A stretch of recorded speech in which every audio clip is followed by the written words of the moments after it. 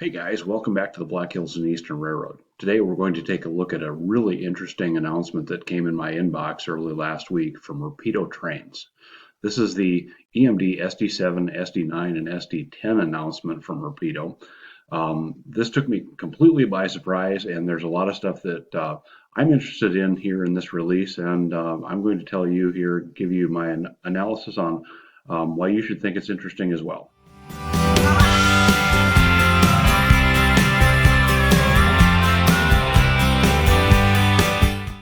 So I'm here at Rapido's website and taking a look at this announcement. Let's take a look at what's in the announcement. So SD7s, SD9s, and SD10s. The SD7 was released by EMD in the early 50s as a 1500 horsepower 6-axle road switcher type locomotive. And then the SD9 was the follow-on to the popular SD7, which had upgraded power assemblies that used that same 567 prime mover. But as I said, upgraded power assemblies giving it 1750 horsepower. The SD10 was then just a rebuilt SD7, SD9s by Milwaukee Road. I believe those are all home shopped. Anyway, taking a look at Rapido's announcement here, they're doing a bunch. Rapido is doing a great job lately on basically anything they touch. Jason Schroen and his crew are an amazing group of guys.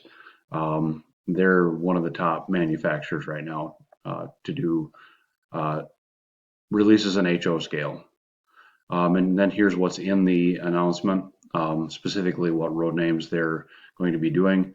I did notice that the Sioux line SD10 and the DM&E SD10 is noted as conditional, meaning if they get enough orders for it, they'll produce it. Otherwise, they're not planning to. The others in this release are considered probably more firm, and they're planning on definitely doing these. So you've got your Bessemer, Lake Erie, Rio Grande, EMD demonstrator, Southern Pacific, I think that's Black Widow scheme in the SD7 line, and then the SD9s, Baltimore and Ohio, CB&Q, Burlington Northern, late phase, that's phase 4 locomotive. We'll get into that here after a bit.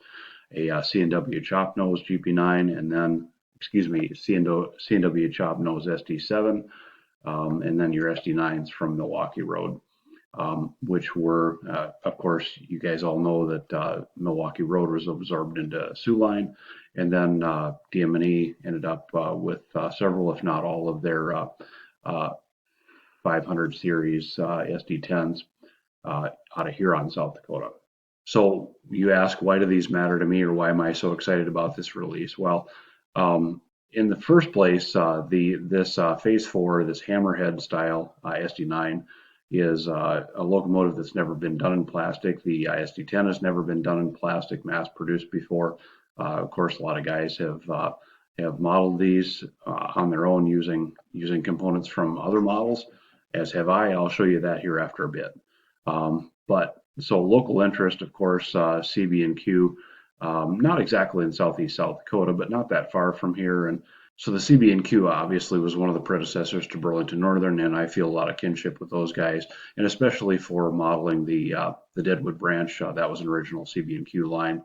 And then, of course, you guys all know that I bleed green, so the BN Hammerhead SD9s, the phase 4s, would really be cool to have and to use in my roster here on the High Line. Then, of course, the C&W SD9 release. I am looking for some kind of power to use it at Sioux City and the C&W CMO yard for transfers. Don't necessarily need anything for switching, but it would be neat to have something for C&W. And this appears to be approximately the correct livery that I would want for that time period. Mid 80s or so, mid to late 80s. And then, of course, the SD10s. Every time I drive on I-90 out towards Rapid City, seeing that ex-Milwaukee line, the Mitchell Rapid City line, really has my imagination. I do not find it hard whatsoever to imagine SD10s and SDL39s running in the weeds out there on those lines. Really cool. And a pair of these would really look neat on the layout here. just as sort of a conversation piece and just as sort of a daydreaming, what if they didn't quit, or what if Milwaukee didn't go belly up in 81. And of course, the Sioux guys, I'm really in no need of any Sioux locomotives, but I find this extra cool for those guys. I guess they call these the bandits, with the sort of painted out Milwaukee markings on here and replaced with Sioux line reporting marks. And then, of course, you guys all know that I am modeling DM&E. They've got a small role to play on my Black Hills and Eastern Model Railroad. I did actually once build and paint a DM&E SD10, former Milwaukee. I'll show you that here after a bit. So let's go out and take a look at some prototype photos and see why these really matter. So prototype photos, here we are at railroadpicturesarchives.net. And we'll start out with probably the most famous, at least in this area anyway, preserved SD9. This is a late phase of phase 4 SD9 that was built for CB&Q that made it into BN and later BNSF. This is 6234. This is Minnesota Transportation Museum property now. And it's been preserved and repainted back into green and black, and it's beautiful. It's one of the hammerheads. Well, I'll show you a better picture of it here. In this photo, well, this is a sister locomotive to the 6234. This is shot in a location that's near and dear to me. We're at Mike Condon's site here right now. And anyway, you can see the very pronounced, the high hood here is actually at a higher level than is, or at a higher elevation than is the long hood. And that, I guess, was caused by the electrical cabinet was redesigned and needed to be taller than it was in previous releases of the SD9, and that necessitated the cab be higher and then the nose be higher than the rest of the unit. So you get this sort of distinctive look to this. By the way, this picture is taken in Leadville, Colorado, which I believe that place is near and dear to me. I absolutely love the time that I've spent up there. This was Burlington Northern had a little remnant up there that served a molybdenum mine. That's been closed. I believe that was shuttered in the very early 80s. And prior to Burlington Northern operating it, was obviously prior to Burlington Northern operating it, it was CNS operation, as indicated by the sublettering on the locomotive here. And the may seem odd to you, the 3-digit road number on a large locomotive. Then we get to regular SD9s, sort of the boring SD9s, the early release CB&Q Burlington Northern SD9s on the high line here. In this case, this is a Rick Briney photo out on the Deadwood branch. And then we have an example here of this is a very early SD9 that would have been built for Great Northern, long hood forward, as Great Northern had for all of their engines and without dynamic brakes. Again, this locomotive is not in the Rapido release, but I could imagine them doing that as part of their later runs. And then a regular, this is probably a phase 3 SD9. You see the 48-inch fan here, 2 48-inch fans, and then the regular height cab and nose. What's left out of this release? Well, my buddy operations manager Tim would say DMIR. He's feeling a little left out, and with good reason. I imagine that the reason they were left out is their DMIR stuff is quite a bit different. The brake setup, all the toolboxes, the things like that are not necessarily. Let me get that out for you. There you go. That's a little better view on that. Just different enough tooling from these units, but I can really see Rapido doing these in a later announcement. These are super cool, though. Again, this is the Hammerhead SD9, the late production phase 4 with the higher cab and short hood than the long hood. So good luck to you, DMIR guys, for getting your release here, maybe in a year or two. What have I been doing with SD9s? Well, these I built a pair of DM&E units, an SD10 and an SD9. This is obviously the Milwaukee, the 500 series. I built these using Proto 2000 components and chopped the short hood and put obviously the number boards and the windshield on the cab.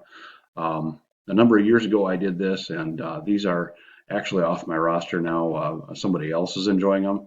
I kind of wish I had them back at this point. Would like to use these for highline operations, but they've been sold and they're gone. Again, the 549 Max Milwaukee SD9 SD10, and then the 6615. That's a ex-C&W SD9. Both of these are proto units, and both these are custom built and painted by myself here many years ago.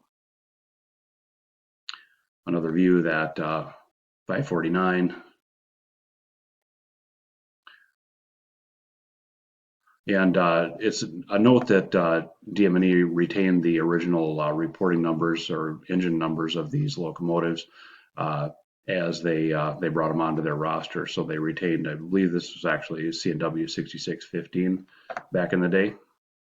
I should mention that I took these shots of the DM&E SD9 and SD10 out of a Model Engineers Society layout in Sioux Falls, South Dakota in 2005 after I built and painted these.